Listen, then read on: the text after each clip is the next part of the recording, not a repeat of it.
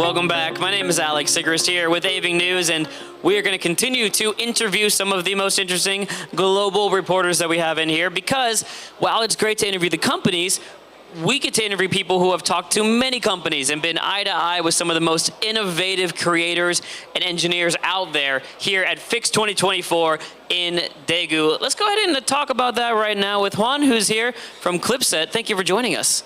Thank you to you for inviting us. Yeah, absolutely. I like this shirt. Is that Clipset? It's not the same logo because this one is the old one. This is the old logo. This T-shirt has more than 10 years. Now is this one. I was going to say, though, but the back is the same. The bug is the same, black and yellow. I was feeling it. Sure. So, great. Tell us a little bit about Clipset. What is Clipset? Well, Clipset mainly is a YouTube channel that starts more or less in 2005, 2006, or maybe we are one of the... When YouTube started. When YouTube started. Maybe we are one of the oldest YouTube channel about technology, and sure, we are one of the best. Obviously, with that kind of experience, I mean, how can you argue with that? So, also we have, obviously, a blog, Facebook, YouTube, TikTok, Instagram. But mainly we have over 250,000 subscribers in YouTube. Carolina, that is the part that is not here, is a presenter, but she knows as much as me about technology. Maybe she knows more. So.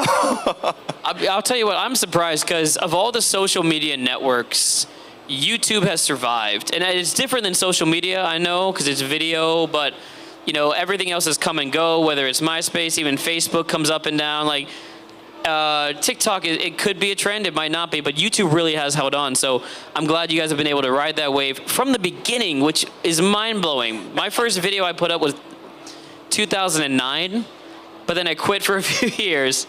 So I envy your success, but you've earned it and you deserve it. Let's talk about Korea now. We're in Korea, we're at Fix 2024. What was your first impression when you walked in here? Well, the first thing that I'm impressed by is that it's not in Seoul. Yeah. So for me, it's very important to know other places that is not Seoul because other time that I come, obviously you go to the capital. So this place looks interesting because if I don't wrong, it was an industrial city with a lot of legacy about this potential, and now it has this expo that will push for a new kind of knowledge in this area. So I'm very happy to be here in Daegu. And after that, the other thing that I'm surprised is that has focused in 3 points, not in a global things about gadget, about electronic, about everything. It's robotics, it's mobility, it's artificial intelligence and big data, blah, blah, blah. So I think that there are 3 subjects that in Korea is growing up, and they have much knowledge about this, especially in robotic. That I love in robotic. The price that I give is for a robotic company, one of them, and mainly is my first impression. Yeah. Well, good. I mean, I want to hear more about it, but I feel like that sums it up pretty well about Daegu, about the event itself. Daegu is an incredible place, and it does get overlooked a little bit just because Seoul, the entry into Korea usually is through Incheon, right? And so everyone comes through Seoul and Incheon. But hopefully with events like this, we start to get a bigger footprint of tourism, of companies coming in as well, because Daegu is a great place, great city, and I hope it gets the respect it deserves. Next question, though. You just mentioned the awards. Tell me about your experience. We had 2 award ceremonies. We had the Fix Innovation Awards, and we also had the Global Media Day Awards. What was your reaction to the idea, or what was your, how did you feel about those award ceremonies?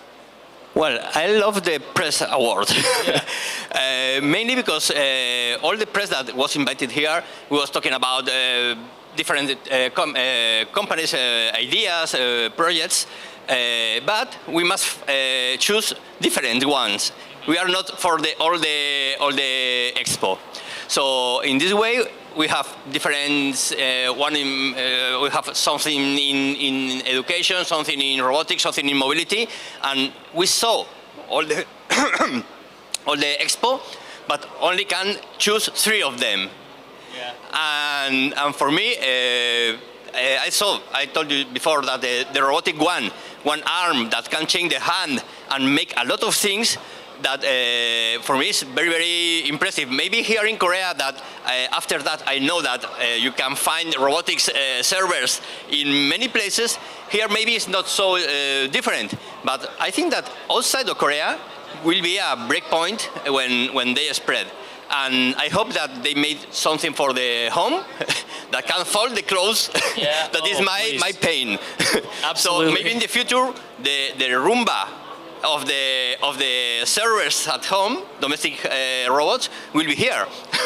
You know what? That I haven't even thought about that one because that was something we dreamed about 20 years ago, and we kind of lost the narrative. We started like we forgot about those kind of robots, and we're like, oh, you know, cars and things like that. And now it's like that would be actually great now if we could just have someone to fold my clothes. You said exactly what I was like, I can't do that. I was packing my bag today. I'm like, I don't know how to fold my clothes. I don't know what's happening. So why don't we go into that field in a bit as we continue to talk about something you mentioned, though, before we started the taping. You were talking about something that I was equally impressed with. There is a large contingent of students that are here, and not just walking through, but participating. What did you see with the student population here at Fix 2024? Well, as you say, not only college and kids along with their parents are through the expo. They are a special place, one area, where institutes, high schools that participate in a contest about made apps or waves. I don't remember exactly which is the subject of the contest, but there are about 10 or 11. Yeah, I think they're right there. It's right this there. one right behind 10 or us. 11 selected, and I was looking for but the prizes, especially that is an AI app that can generate images, but the other ones are really impressive. They are childs or kids with 11 year. 18 years. Yeah. So for me, I don't remember any expo that you can find this kind of pushing the future genius. Always it's a commercial trade fair. You can get a lot of gadget girls and something like that, but never see this kind of support for the high schools, the kids, and one thing that is important for me is that there are also men and women. So one of the staff in one of the high schools are only girls. That for me is logical, but it's not happens in everywhere. Mm-hmm.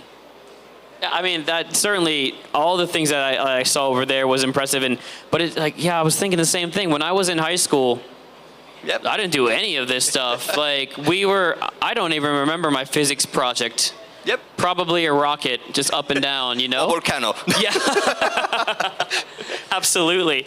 They are playing with the future in their hands, and maybe they don't know, but there are very interesting things. I mean, those are the kids that are either going to make their own companies or get snatched up by these other large companies around them right now, because like that's kind of the talent level that they have. Yeah. It is amazing. All right, before I ask you my final question, I want to give you one chance. Was there anything else you wanted to talk about with Fix 2024, with Daegu? This is your chance to say whatever you want, and then I have one final question. Well, I like to say that I love the Korean barbecue. Oh my gosh, isn't that such a thing? I am very happy when they invite me, because I say, wow, 10 years ago that I haven't eat the real Korean barbecue. So thank you very much.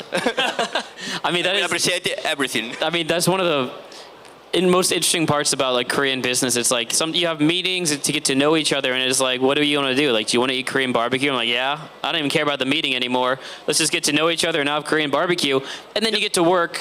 Really, usually the next day, often. Okay. All right, final question, the future. You kind of mentioned like the idea of robots in the future, how they might be able to help us at home. Is there any predictions you have for 2025, or things you would like to see next year at Fix 2025? What areas or industries are you most excited about? I think that maybe it will be risky but some kind of domestic robot, because the robots that we see here are industrial or maybe commercial, B2B. But as I told you, Roomba is a robot, and at the first times it's like a crazy, oh my, one robot running for my home, why? It's unbelievable. But now everyone knows or has a Roomba or something similar. Yeah. So if I find the next year one first robotic arm or service room robot that can be used in at home, not only for fold clothes, maybe to pick up the things, maybe, I don't know. I'm not the think head, but I will be happy with this. I mean, me too. I mean, we saw some robots that can like cook food and like cook ramen and pour coffee. I mean, I wouldn't mind that in my house either. Come home for a nice dinner and don't have a chef, you just have a robot make it for you. Well, sure that if I can buy one, I bring in my just ticket. If I can afford it. Juan, thank you so much for talking with us. I really appreciate it, and I can't wait to hopefully see you next year as well. Okay, I hope so. Thank you very much. Thank you. There you go. We have it. Another great international media personality coming in. An OG YouTuber, one of the very first tech channels ever. If you make sure to check him out. Thank you so much. We'll see you in just a bit. Cheers. That was great.